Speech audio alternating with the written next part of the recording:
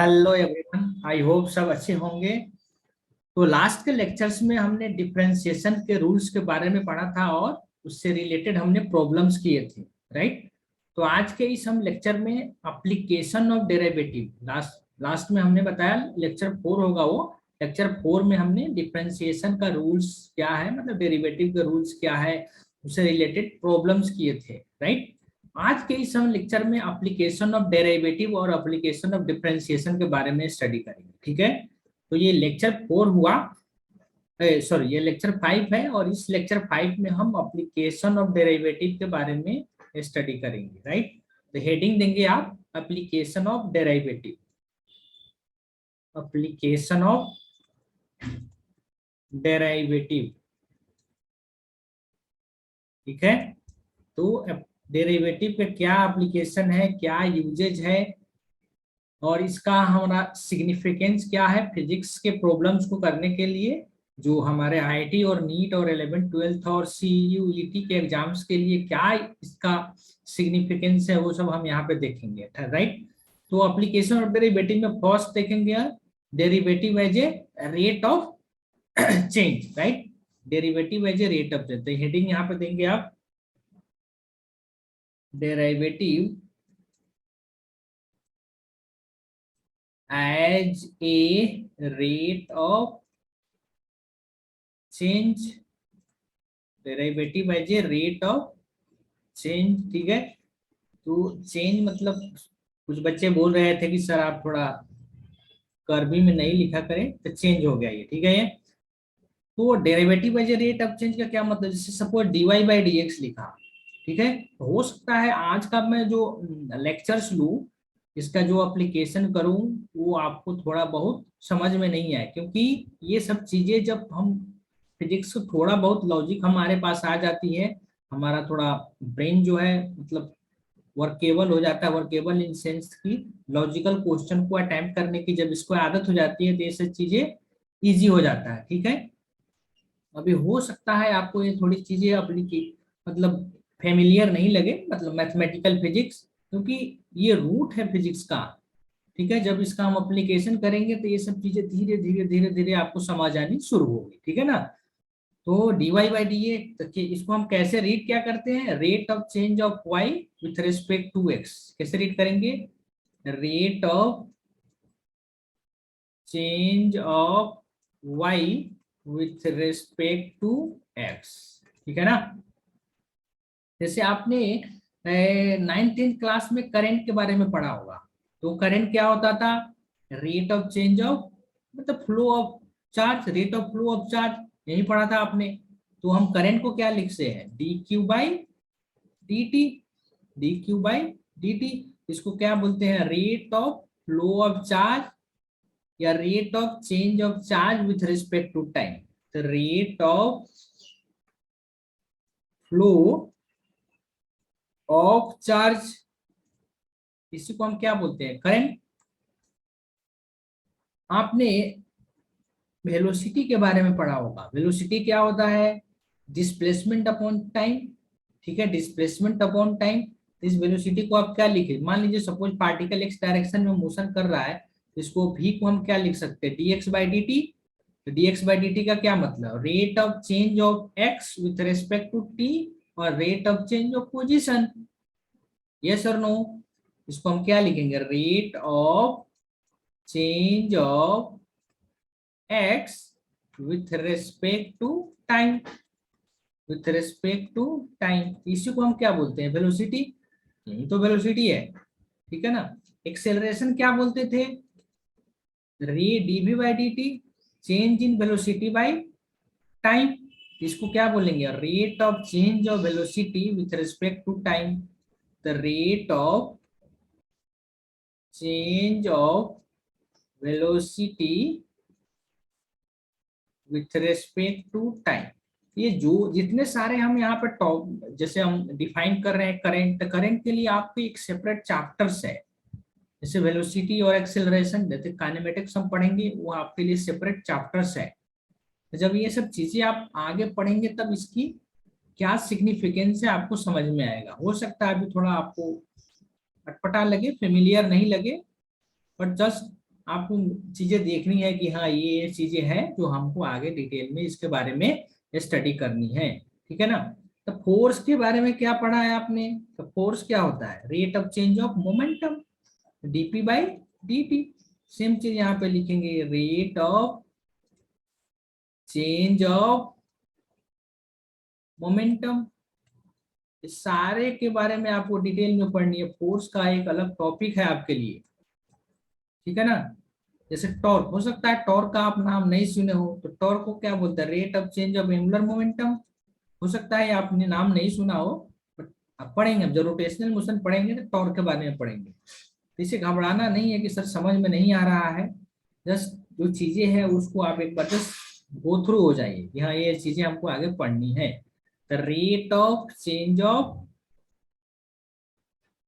Angular momentum, L को हम क्या बोलते हैं? Angular momentum. ये टाउ क्या है? इसको टाउ बोलते हैं, क्या बोलते हैं? Tau, TOW।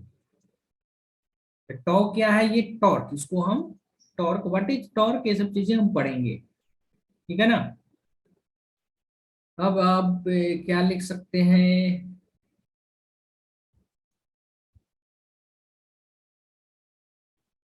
पावर क्या होता है? dW/dt। इसको आप क्या बोलेंगे? Rate of doing work, rate of doing work. The rate of doing work with, मतलब टाइम के रिस्पेक्ट में क्या क्या रेट है, उसी को हम क्या बोलते हैं? पावर। ये क्या है? पावर है, ठीक है ना। तो इस सब के बारे में हम डिटेल स्टडी करेंगे आगे के चैप्टर्स में। तो मैं इसे एक रिलेटेड आपको क्वेश्चन दे रहा हूँ एप्लीकेशन ऑफ डेरिवेटिव पे, जो आपको करनी है, ठीक है ना। तो क्वेश्चन क्वेश्चन क्या है? The area a of a circle is related to its diameter by equation a equal to pi by 4 d square. How fast is the area changing with respect to the diameter when diameter is 10 metre. तो area diameter के साथ कैसे related है आपको question में दे रखा है, और ये बताना है the area changing with diameter के साथ कैसे चेंज हो रहा है, मतलब with respect to diameter when diameter is 10 metre, ठीक है। कैसे करेंगे आप इसको? आप स्क्रीन को पॉज करके खुद से ट्राई कीजिए, मैं सॉल्यूशन दूंगा, उसे आप मैच करा लीजिएगा, ठीक है। ये स्क्रीन, ये एरिया ये दे रखा है पाई बाई 4 डी स्क्वायर। पूछ रहा है एरिया का change with respect to diameter, with respect to diameter. जैसे हमने ये पढ़ा था dy/dx, ये क्या है? Rate of change of y with respect to x। Similarly यहाँ पे आप क्या लिखेंगे? ये बोल रहा है dA, ये किसके रिस्पेक्ट में? डायमीटर के रिस्पेक्ट में, डायमीटर के रिस्पेक्ट में। तो d/dd pi by 4 d square. Pi by 4 constant है, ठीक है ना। पाई बाई 4 क्या है? कॉन्स्टेंट है। तो जब मैंने बताया था क्या बोलेंगे, डेरिवेटिव के रूल्स क्या है, उसमें बताया था कि जब एक वेरिएबल किसी प्रोडक्ट के साथ मल्टीप्लिकेशन में हो, तो वेरिएबल जब एक कांस्टेंट किसी वेरिएबल के साथ मल्टीप्लिकेशन में हो, तो कांस्टेंट को हम क्या करते हैं? बाहर ले लेते हैं। थोड़ा पीछे वाला लेक्चर आपको देखिए, आपको समझ में आ जाएगा इसी से। और ये क्या हो गया? ये आपने पढ़ा होगा d/dx of x raise to n, क्या होता है बताइए आप? nx n-1, ठीक है ना। तो da/dd क्या हो गया? Rate of change of area with respect to diameter, तो पाई बाई 4, और इसका क्या हो जाएगा? 2d2-1। इस फॉर्मूले का यूज करना है आपको। d/dx of x raise to n 10x n-1, तो क्या हो जाएगा आपका? Pi by 4 2d। अब ये रेट ऑफ चेंज ऑफ जो एरिया है da/dt, ये कब निकालने हैं आपको? जब डायमीटर कितना हो जाए? डायमीटर हो जाए, आप क्वेश्चन में क्या दे रखा है? 10 मीटर। पाई बाई 4 इंटू 2 इंटू 10, ये कितने हो जाएंगे? ये 2, ये 5, दैट इज 5 पाई, ठीक है। तो da/dd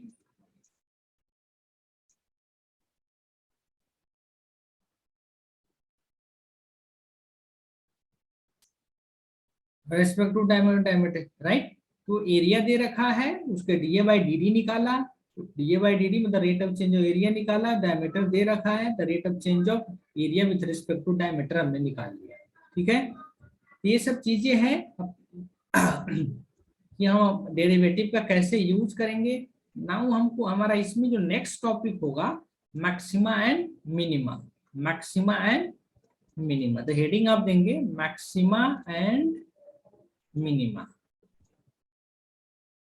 दैट इज मतलब what is the value if a function is given, then you have to find that what will be the maximum value, what will be the minimum value, and at which point we will get maximum value, at which point we will get minimum value।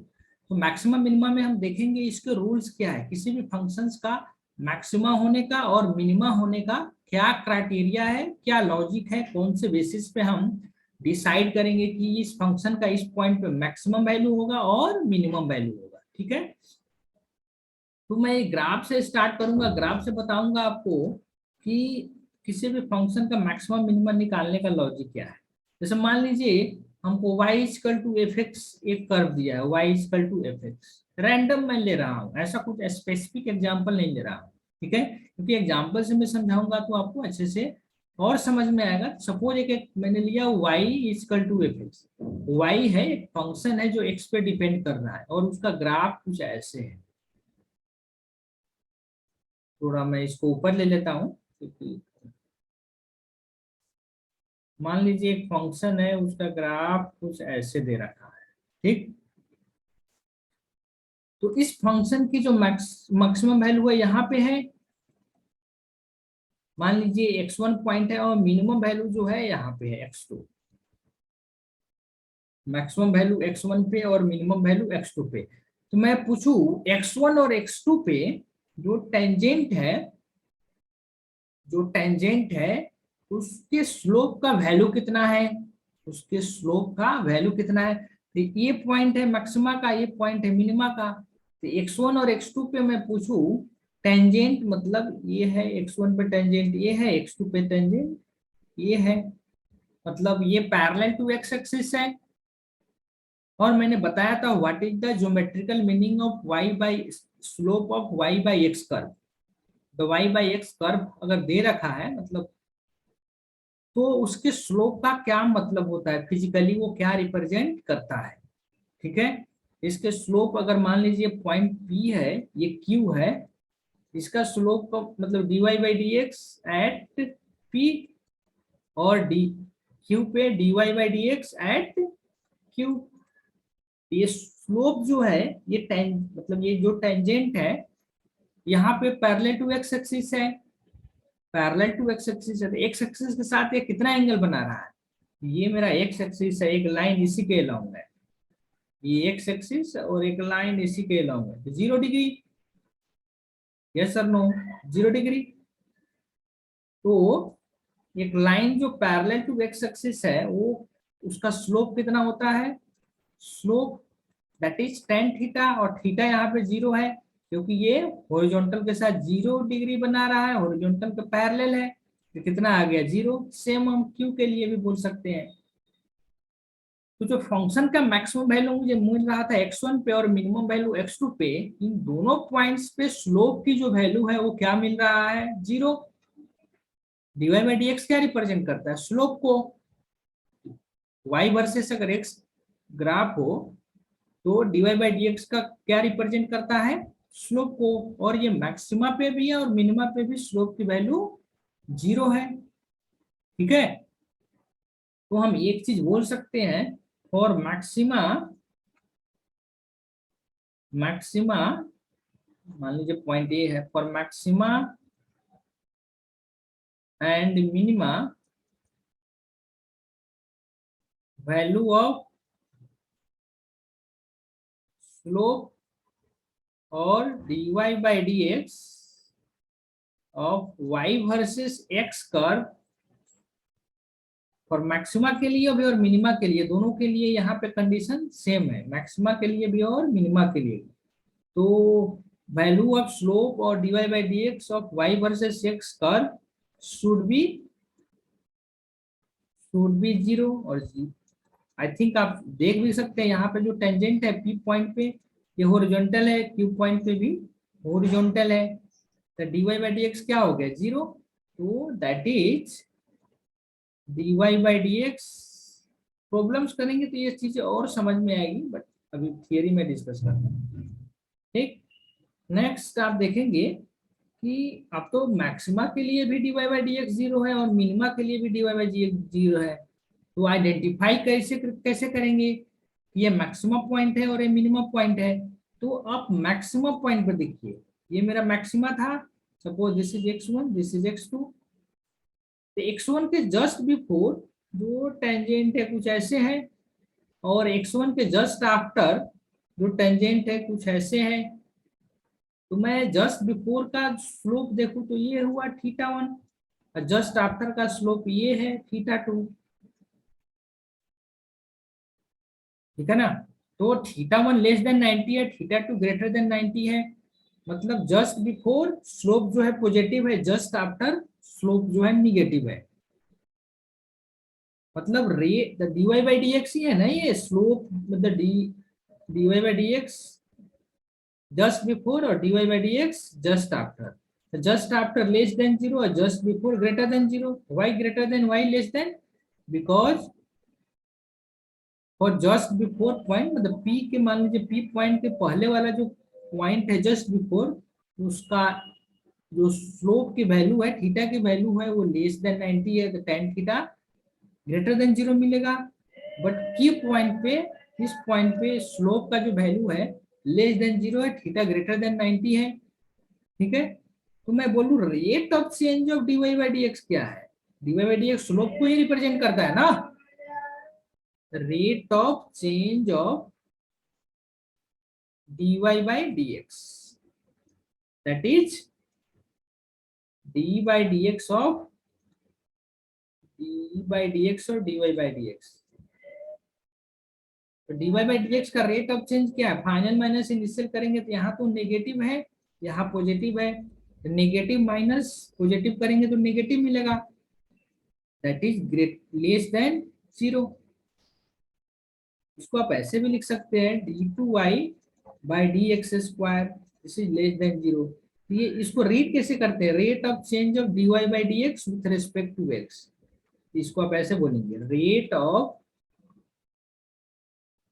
अगर आप मैं कुछ बोलता हूं अगर आपको लगे ये चीजें मुझे नोट करनी चाहिए तो आपको नोट कर लेना चाहिए। ठीक है, क्योंकि सारे कभी कभी क्या होता है सारे चीजें मैं लिख नहीं पाता हूँ, बोल देता हूँ बट लिख नहीं पाता हूँ। तो आपको अगर लगे if it is necessary to write, please write it. Okay, rate of change of dy by d x, मतलब जो डबल डिफरेंशिएशन है, डबल डिफरेंशिएशन के बारे में हमने लास्ट लेक्चर में स्टडी किया था, मतलब लेक्चर नंबर 4 में। The rate of change of dy by d x जो है वो लेस देन जीरो है, किसके लिए, मैक्सिमा के लिए। किसके लिए, मैक्सिमा के लिए।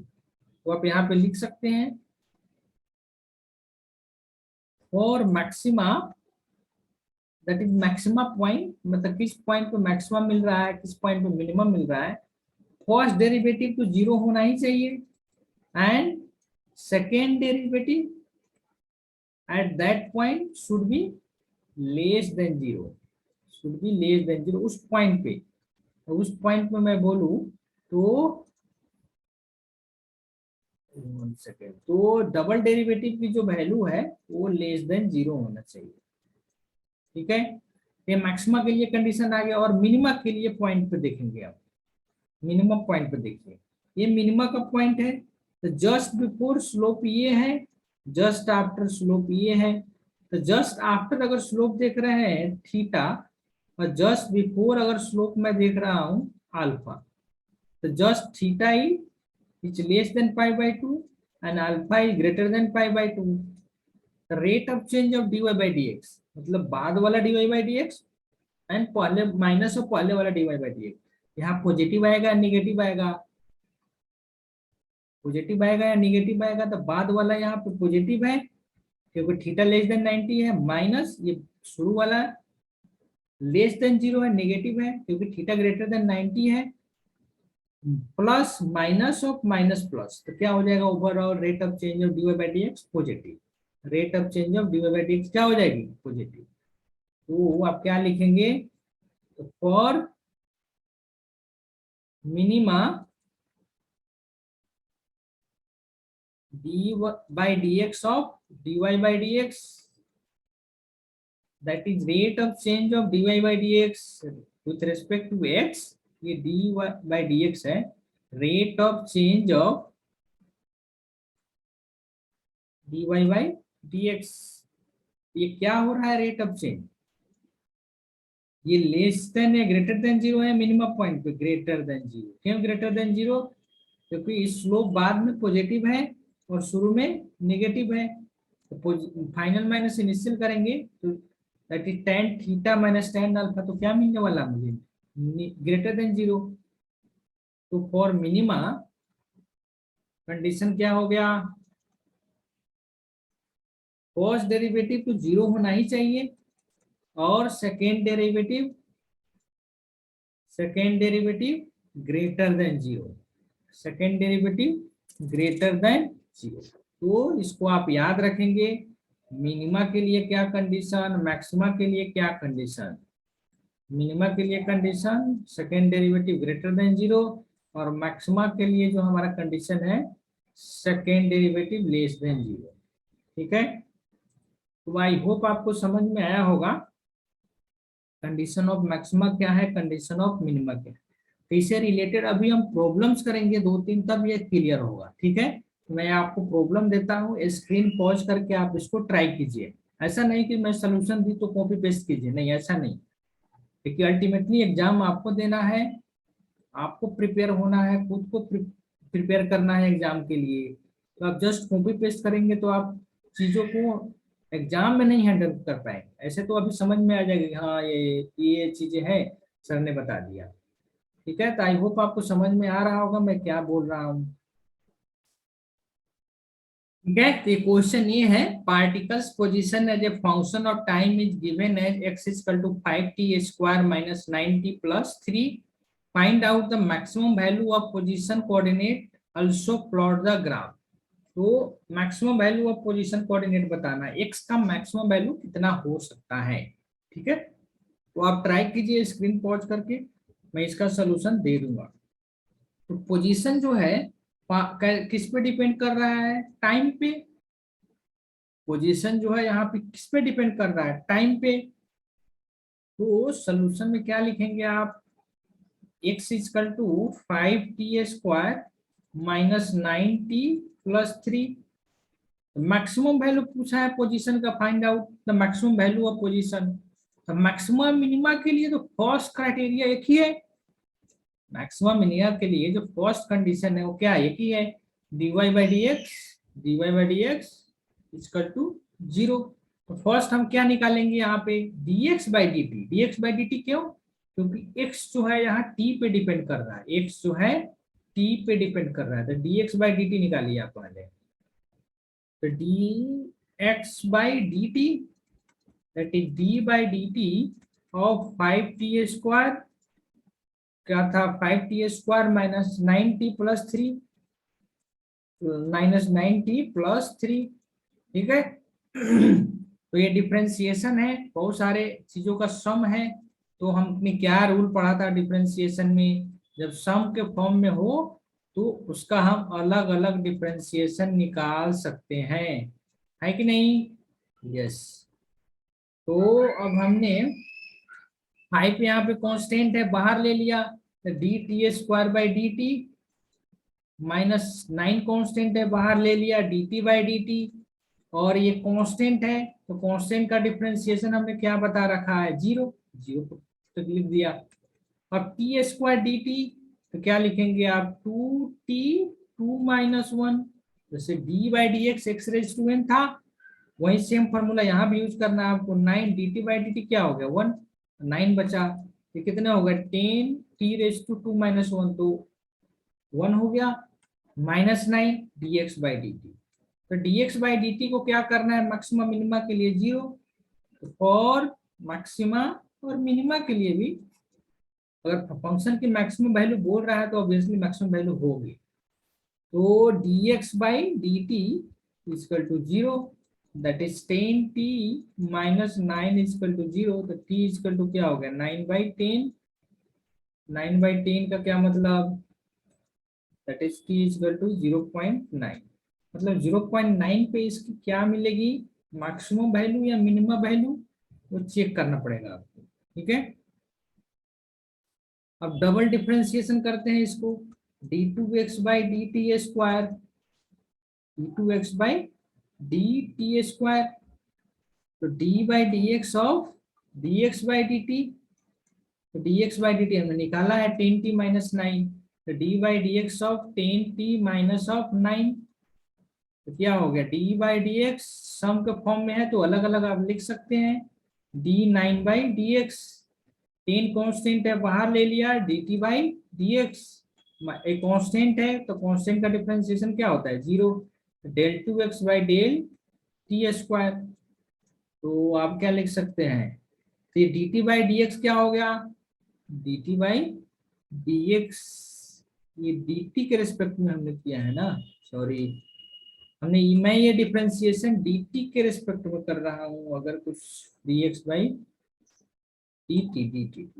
ठीक है, ये कितने बच गए, ये 0, that is del2x del t², इसका टू बच गया 10। हमको यहाँ पे डिफरेंशिएशन t के रिस्पेक्ट में करना है, ये डबल डिफरेंशिएशन ग्रेटर देन 0 आ रहा है, तो ग्रेटर देन 0 मैक्सिमा और minima, this is greater than 0। तो आप देखिए यहाँ से ग्रेटर देन 0 मीन्स मिनिमा, मतलब x इजकल टू 0 पॉइंट, मतलब t इजकल टू 0.9 पे मुझे क्या मिलेगी, मैक्सिमा और minima, minima, since double derivative del2x del t² is greater than 0, that is at t is equal to 0.9 we will get, बोलिए, minima, we will get minima. ठीक है, कब 0.9 पे मुझे मिनिमा वैल्यू मिलेगी। अच्छा आप पूछे इसी क्वेश्चन में कि वो मिनिमा वैल्यू कितनी होगी, तो क्या करेंगे आप, मिनिमा वैल्यू कितनी होगी, एक्स इजकल टू 0.9 पे मिनिमम वैल्यू, अच्छा फंक्शन क्या दे रखा है, तो x equal to 5t² minus 9t plus 3, और एक्स इजकल टू 0.9 पे मिनिमम मिल रहा है, एक्स इजकल टू 0.9 पे मिनिमम मिल रहा है, 0.9 यहाँ पुट कर देंगे, यही क्या हो जाएगी, वो फंक्शन की मिनिमम वैल्यू हो जाएगी, 9 इंटू 0.9 प्लस 3, तो कितना आता है ये, तो आप कैलकुलेटर यूज करके सोल्व कर सकते हैं, 1.05 इसकी वैल्यू आती है, -1.05। तो मिनिमम वैल्यू भी निकाल लिया, फंक्शन की मिनिमम वैल्यू किस पॉइंट पे होगी ये भी निकाल लिया, अब इसको प्लॉट करना है, तो मिनिमम वैल्यू हमको मिल रहा है 0.9 पे, ये x है ये t है ग्राफ, और वो वैल्यू कितना मिल रहा है -1.05, और x जैसे t जैसे जैसे इंक्रीज होगा x की वैल्यू बढ़ेगी, वेदर इट इज पॉजिटिव और निगेटिव, क्योंकि क्या है t² है क्वेश्चन में, t² है तो t आप पॉजिटिव पुट करें या निगेटिव पुट करें वो हमेशा पॉजिटिव ही आएगा, तो मिनिमम वैल्यू इसका डिफाइंड है, मैक्सिमम वैल्यू में भी इंफिनिट, मतलब इन्फिनिटी होगा। ठीक है, तो आई होप समझ में आ रहा होगा क्वेश्चंस को कैसे करते हैं, क्वेश्चंस को कैसे करते हैं, मैक्सिमा कैसे फाइंड आउट करेंगे, मिनिमा कैसे फाइंड आउट करेंगे। ओके, एक और प्रॉब्लम करते हैं, उससे आपको और इस कंसेप्ट को समझने में क्लियरिटी आएगी। तो नेक्स्ट प्रॉब्लम लिखिए, नेक्स्ट प्रॉब्लम ये है, ठीक है, तो क्वेश्चन ये है, does the curve y equal to x raise to 4 minus 2x square plus 2 have any horizontal tangent, if so where. ठीक है, तो टेंजेंट है या नहीं है इसके निकालने के लिए क्या तरीका है, मतलब स्लोप इस पॉइंट पे जैसे मैं टेंजेंट पूछूं तो हॉरिजॉन्टल है, tan थीटा की वैल्यू क्या है 0, क्योंकि ये जो लाइन है टेंजेंट हॉरिजॉन्टल से थीटा मतलब 0 डिग्री बना रहा है। ठीक है, वही क्वेश्चन है, यानी टेंजेंट है या नहीं है वो आपको यहाँ पे फाइंड आउट करना। तो y दे रखा है x raise to 4 minus 2x square plus 2, तो फर्स्ट कंडीशन क्या है मैक्सिमम मिनिमम निकालने का, आप dy बाई dx निकालिए, y यहाँ पे x पे डिपेंड कर रहा है, इसलिए हमको dy बाई डी एक्स निकालना पड़ेगा यहाँ पे। D by d x of x raise to 4 minus 2x square plus of 2। तो आप सम के फॉर्म में दे रखा है, तो आप अलग अलग इसको क्या कर सकते हैं, जो कांस्टेंट है उसको बाहर ले लिया, और कांस्टेंट का differentiation with respect two variable क्या होता है, जीरो, ये जीरो हो गया। तो एक्स रेज टू 4 का डिफरेंशिएशन क्या हो गया, 4x 4 minus 1 that is 3, 2x square का डिफरेंशिएशन दैट इज 2x, तो 4x cube minus of 4x that is dy by dx। अब इसको जीरो पुट करते हैं, क्योंकि dy by d x zero हो, उसी मतलब होने का क्या मतलब है, वो जो पॉइंट मिलेगा मुझे वो हॉरिजॉन्टल होगा, मतलब tan थीटा की वैल्यू जीरो मिलेगी।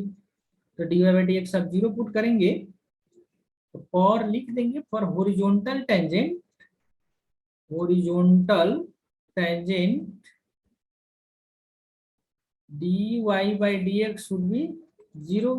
तो क्या आया था dy by d x, 4x cube minus of 4x, 4x cube minus of 4x equal to zero.